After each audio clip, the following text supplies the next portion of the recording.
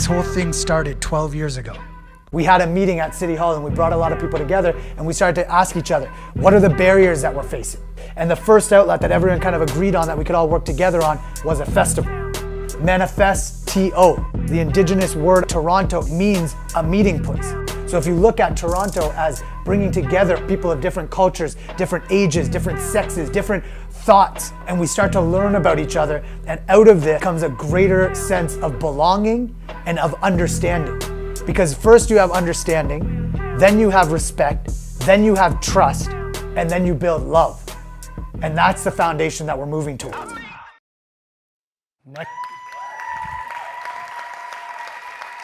NEXUS Global Summit. That is the foundation that we're moving towards. Love. Can you agree with that? Yes. If I can ask everyone to close your eyes, I want to bring everyone in one space for a minute. Please take a deep breath with me. Keep your eyes closed. I am the result of my parents' union, and their parents before them, and their parents before them, right back to the beginning of time, making each and every single one of you in this auditorium today my brothers and sisters by blood. And because you are my brothers and sisters, I love you without even knowing your name. I love you like mama love, unconditionally.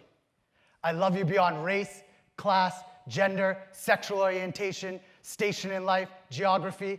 I love you, I love me, I love we, this beautiful NEXUS family. You can open your eyes. I would like to, first of all, give a huge shout out to NEXUS for inviting me. I feel so humbled to be able to share my journey and share my belief that art is power. You know, I believe that art has a role to play in all of these social issues that we're talking about. I believe that we must give the message to the messengers. The messengers are the artists or the storytellers. I believe that art has the power to create vibrant, happy, healthy communities that are thriving with social inclusion and that have lots of economic opportunities. I want to start with my own story. These are my parents. They emigrated in 1969 from India to Canada. And I grew up in a very small community about 40 minutes outside of Toronto called Guelph, Ontario.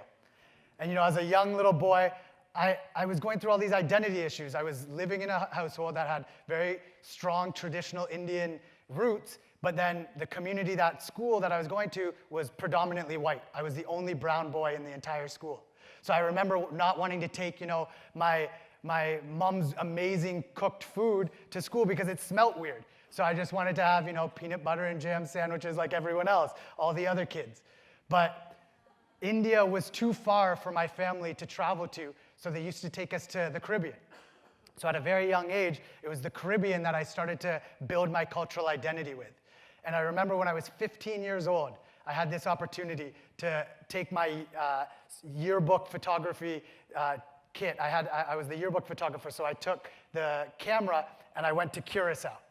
And I had no idea that it just happened to be Curaçao's carnival at the time. So I go to that was me back in the day with big fat dreads. So I take that camera and I go to this parade, right? And there's a barrier there. And because I had the camera, I jumped the fence and I started getting in this parade. And I recognized that because I had this camera, I had access. No one was kicking me out. Everyone else was getting kicked out, but I got to shoot. And with every frame that I was taking, I recognized the power of that click and that shutter. And I knew that what I was doing was important. No one was teaching us this back in school. I wasn't learning about this in geography. I wasn't learning about this in my history class. So I knew that I had a role to take these pictures and share them. So I flew back home. I went to Guelph. I printed these. I put them all up on the wall. I stood back. I was like, I'm a photographer. And my parents heard that. And they're like, no. You're the youngest boy in an Indian family. You've been groomed to take over the family footwear store. So we had a little riff in the family at that time. And I took off and I moved to Toronto. Toronto is one of the most diverse cities in the world, you know? And finally, I started to feel like I was seeing people that looked like me. I was hearing conversations that represented me. And very quickly, I became one of the leading photographers in the community. And I started to shoot all these prolific artists. While I was shooting these prolific artists, I also was shooting local community members. And every single community member that I shot, whether I was in Scarborough taking pictures of B-boys and B-girls or shooting a downtown graffiti artist, every single one of them told me the same story. One, none of them had money to pay me. And I was like, I'm a talented photographer, you're a talented dancer. How come we can't exchange and barter? But none of them were being paid for their craft. The people didn't know each other from neighborhood to neighborhood. Cross disciplines weren't collaborating. High school dropout rates were on the increase for people of color. Violence rates were skyrocketing. Youth unemployment was at an all-time high.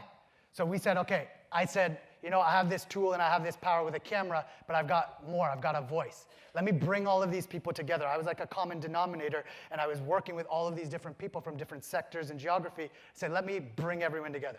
So I brought them together at City Hall. All of these people that have never walked into a political building or a political space, I said, we're taking over council chambers. So 20 people. First meeting was a private meeting, 20 people. Next meeting, 40 people. Next meeting, 75 people. Next meeting, 125 people. Next meeting, 250 people. I had, on a Tuesday night, 650 young people sitting together, all people of color, and never had ever walked into this kind of a space talking about how they're going to transform their communities through art and culture. And I remember,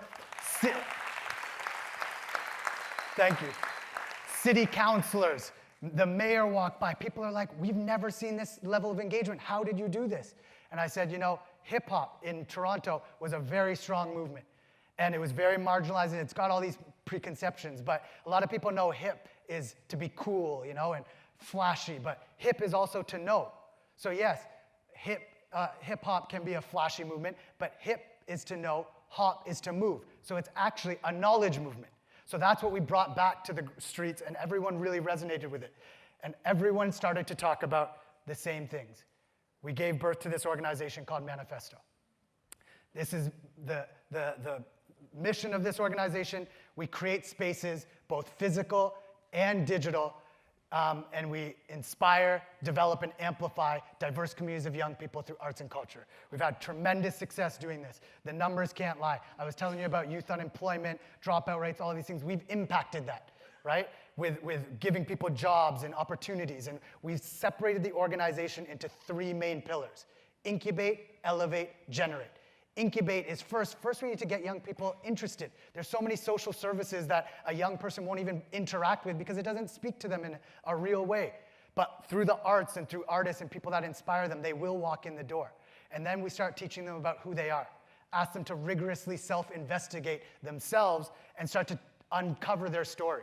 Once they do that, then we connect them with skills and tools and mentors so they can get access to a studio or a camera or any of these things that will help tell their story.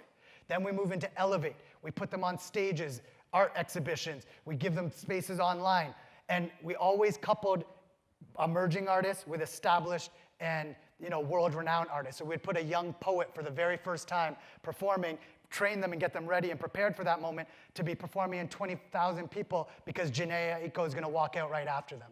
And we've always believed that when we elevate our artists, we don't need to be on the margins and have bad sound systems and no lighting and no production. We should be in auditoriums like this, take grassroots authenticity and integrity and bring it to commercial level production.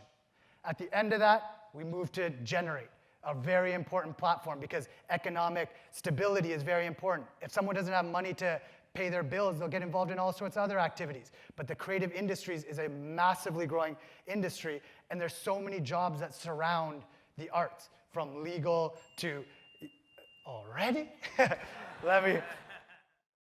At the beginning of 2013, Toronto City Council invested the billboard tax into the arts with a focus on engaging young people in all parts of Toronto, creating jobs, and making Toronto a more attractive city.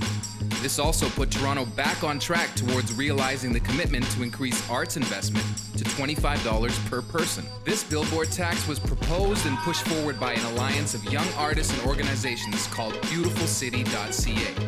They united around the cause of diversifying access to public space and pushed for the funds to be distributed by the Toronto Arts Council. Hearing these needs, the Toronto Arts Council made a bold first step and put $300,000 into one of Toronto's most innovative youth arts organizations. when we started to go to the government and say we need funding for the work that we're going to do, they said, you know, art is always marginalized in a city budget. We knew that every dollar that you invest in the arts generates $17 back for a municipal government. So we started to advocate, teach people about advocacy, making deputations, and we created a tax on billboards because they take up our public space by corporations, and we want to re-inject money into the youth art sector to create public arts programming to combat that. So we raised millions of dollars for the Toronto arts budget.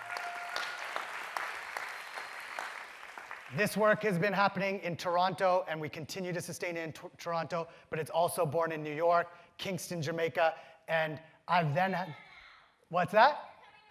We're coming all over. Whoever wants to work, that's why I left a blank one right there, because this is an open source methodology. When it went to Jamaica, they added other disciplines. They added culinary arts, they added spiritual arts. We then implemented that here. So it's an open source methodology that can continue to grow. And it's about connecting artists globally. I've had the opportunity to travel also and do a TV show with the focus, Art is Power. I can't bring, you know, the individuals here to speak, so I'll play this little clip from Colombia. Colombia used to be one of the most dangerous places in the world, but it's rapidly becoming an international travel destination. I'm going to meet with the artists bringing this country to life. What is the history in Bogota, in Medellin, around the trauma that has happened here, the violence that has happened here? Nosotros históricamente hemos vivido en un país en guerra. Una guerra por el narcotráfico, una guerra de guerrillas, y los jóvenes en los barrios siempre hemos sido la carne de cañón, ¿no? El alimento para esta guerra. Hemos sido reclutados por las guerrillas, hemos sido reclutados por los paramilitares, fuimos reclutados por Pablo Escobar. Muy fácilmente te pierdes en estas dinámicas del conflicto y te pierdes en las drogas. Why do you do art? Why do all the 153 artists that you work with, what is their purpose with their art? El arte a nosotros llega a nuestra vida como una forma de desahogarnos y de poder tener un nuevo espacio en esta sociedad, no una alternativa, que no solamente es el conflicto, sino también tú puedes a través del arte soñar y trabajar por un nuevo proyecto de vida, por un nuevo sueño, por un nuevo país, y por eso el arte es tan fundamental en ciudades, en barrios, en municipios como los nuestros en Colombia. See this show on Vice, but real quick, I'll just wrap up. In 1991, the murder rate in Medellin, Colombia was 6,400. In 2003, the mayor invested $44 million in the art budget. In 2007, the murder rate went down to 643 murders, a 10-fold reduction in murders. And obviously, art only played one role in that, but a significant contribution to that. So what happened to my story? You know, a young boy in Guelph, Ontario with identity issues who found himself and his purpose on the road at Carnival in Curacao. I now manage Marshall Montano, who makes the soundtrack to carnivals all over the world, and travel with my camera and Marshall to every carnival. So, you know, art is power. Nexus family, when I say art is, you say power. Art is? Power. Art is? Power. Thank you very much, Nexus.